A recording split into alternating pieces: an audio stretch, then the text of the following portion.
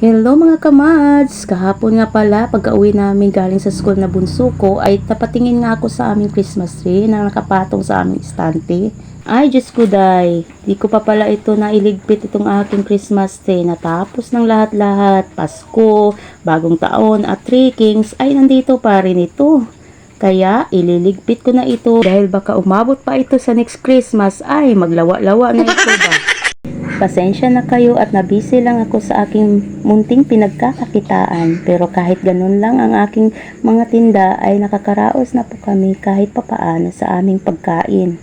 Nakakabili na po ng bigas at ulam sa araw-araw, pati na po pagbaon ng aking mga anak sa school. Kaya magpasalamat pa rin po tayo sa may kapal.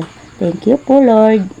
Hindi ko namalayan ay nakatulog na pala itong aking bunso mga kamads. Nakatulog na siya sa kaiyak kasi sabi ko sa kanya ay pupunta kami ng school ng mga kapatid niya. Gusto niya ngayon na kaagad.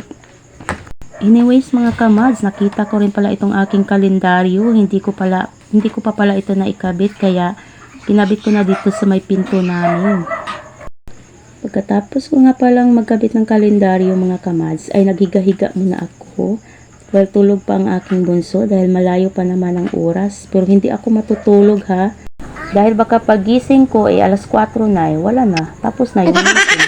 Bandang 2:30 na nga pala iyan mga kamads at sumakay na nga kami ng tricycle ng aking bunso. Naglakad na nga lang kami dyan mga kamads sa may looban dahil hindi naman makakapasok dito ang tricycle. At pagdating nga namin dito mga kamads ay buti na lang at hindi pa nag-uumpisa yung meeting dahil akala namin ay late na nga kami. At hanggang dito na lamang. Salamat!